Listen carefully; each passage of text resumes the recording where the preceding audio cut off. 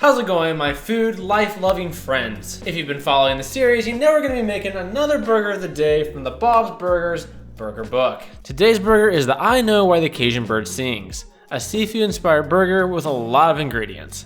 Today's burger is without a doubt one of the most intensive burgers in the entire series. Very complex, a lot going on. Seems like a waste of time, but sure, go nuts. What do I care? I'd rather go home. It's very seafood, Southern Louisiana-esque. We're gonna be making shrimp gumbo. We're gonna be boiling some crawfish. Lots of prep work, lots of seasoning, a lot of seafood. There's gonna be so much flavor. I have absolutely no idea how this one's going to turn out. I mean, I'll be honest, there's a lot of steps in this recipe that I think are gonna push me a little bit. Challenge my ability to put together a first try, delicious burger that, you know, we can be proud of. I feel like a lot of times I surprise myself. So let's get started. Let's crank out a delicious burger and let's do what we do best on this channel. Let's just give it our best shot. Oh, okay, that might be slightly exaggerated. Well, slap my cheeks and call me Becky Sue. We are back in the kitchen and looking to slice up another onion. If there's one thing you can count on while watching this series is that I am almost always having to prep an onion. That's just cooking in general, I guess. But it doesn't stop me from sometimes thinking and wondering, how many onions have I sliced up in my life at this point? Some questions will just never get answered. 2/3 plus 4/5. The age-old question, huh, Tammy? No thanks. Okay. Moving right along, we need to cube up some green pepper and okra to be used in the seafood gumbo, which will not only be used as a sauce for the burger, but also as filling for the patty. This burger is going to be ridiculous, folks, but hey, that makes for some entertaining content at least, right? Oh God, he's bombing. Do the jokes. I'm just gonna go ahead and say it. Okra might very well be one of the most underrated veggies on planet Earth. Unlike garlic, who everybody knows is elite, and if we're being honest, they know, they're aware. I'm just saying garlic is a little cocky. Thankfully, celery is extremely humble and really fun to quickly chop up. Does speeding up this prep job make me look really cool? Well, would a guy who's not cool enough go home every night and put on best dance music of the 90s and dance his little heart out? That pretty much does it for our veggies, and we can now move on to prepping our seafood, which I have been defrosting off camera, starting with these jumbo-sized shrimp. I couldn't tell you how long it's been since I've eaten shrimp, so I'm big time hyped, which matches the big time size of these delicious looking crustaceans. Joining us on this adventure are pre-cooked crawfish, which I've never had in general. Woo! So like I said, I wasn't joking. There was a lot of prep work. The only thing we haven't prepped at this point is our actual patty, which we can't do until we make our shrimp gumbo. So the next step is to head over to the stovetop and let's actually start to boil some water, get some seasoning in there, and then we'll go to town on these crawfish and then get started on that gumbo. This is what they mean by peer pressure. This is everything they've warned me about in that after-school special. The next couple of steps are going to be a little wonky because I have to infuse some additional flavor into the crawfish even though they've already been cooked. So what I'm going to do is add some seasoning into some boiling water and then add our crawfish to bring them up to a suitable temperature. Let's give it a good mix and then find our happy place, which won't be too difficult because the kitchen should be smelling incredible at this point. Since the crawfish are already cooked, it shouldn't take too long to warm up and soften. In my less than professional opinion, things are going smoothly, so it wouldn't kill us to begin thinking about starting the next phase of the recipe, which will be creating our gumbo. To do that, we need a decent sized pan with water that we can use to create our stock or base. I'm taking a little bit of creative liberty here and throwing in some grocery store lobster base. Sometimes you just have to risk it for the biscuit. Show the world that you're here to stay.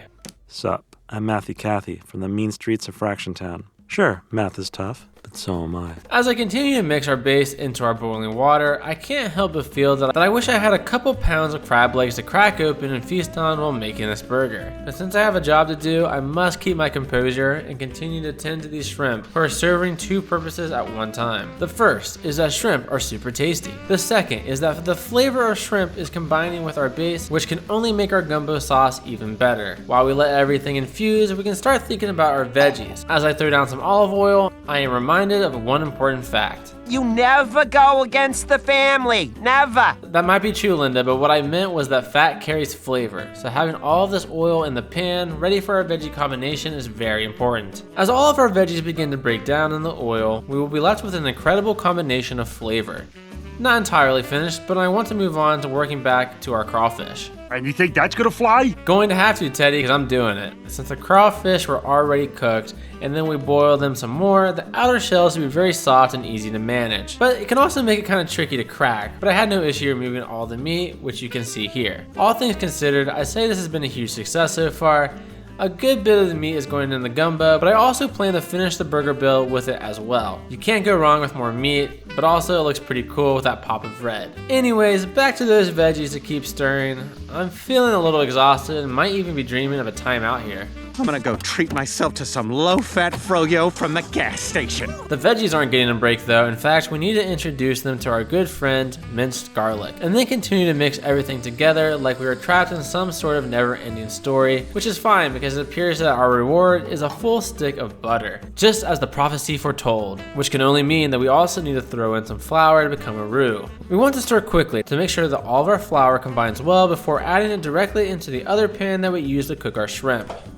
At this point, we need to get serious about everything else and add some additional seasoning into the pan to combine and transform into our actual gumbo.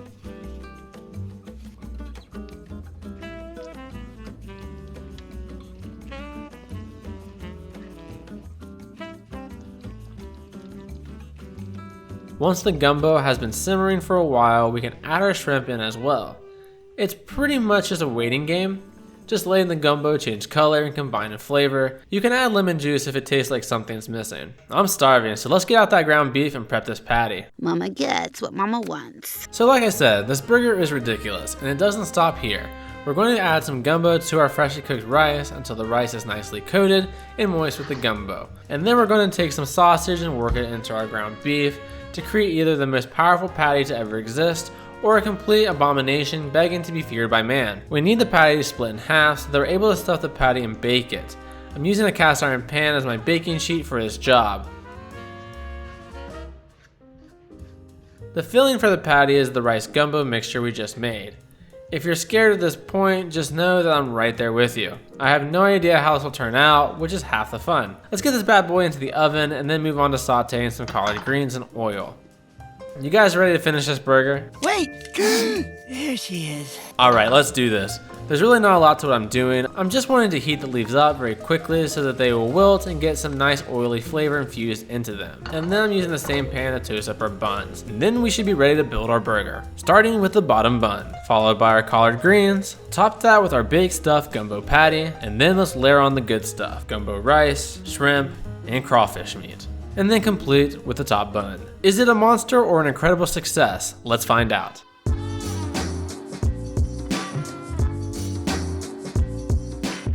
Man, oh man, oh geez, this burger is absolutely ridiculous. It's taken everything out of me. It's pretty gigantic and it's gonna be super sloppy, but I think it came together as best as I could ever hope for. You didn't make it look easy, but you did it. So, I think it's only fitting that I take a big bite and tell you how it tastes.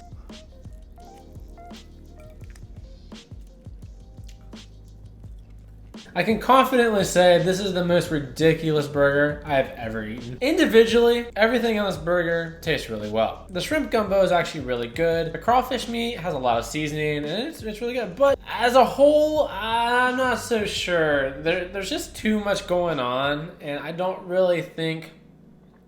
I think you'd just be better off just having gumbo. Not trying to be too negative. You know, we did put a lot of effort into this and like I always say, positivity is just like butter. It's better when you spread it. The only thing left to do is really to review it, and so let's give it a score. Coming in with a somewhat disappointing 7 out of 10. I know that was probably sort of shocking with how well it ended up looking, and I was definitely disappointed myself. I always wanted to be honest with you guys though, and it just wasn't that great. I would just make the gumbo instead. So there you have it. I don't think I would recommend that you give this one a go.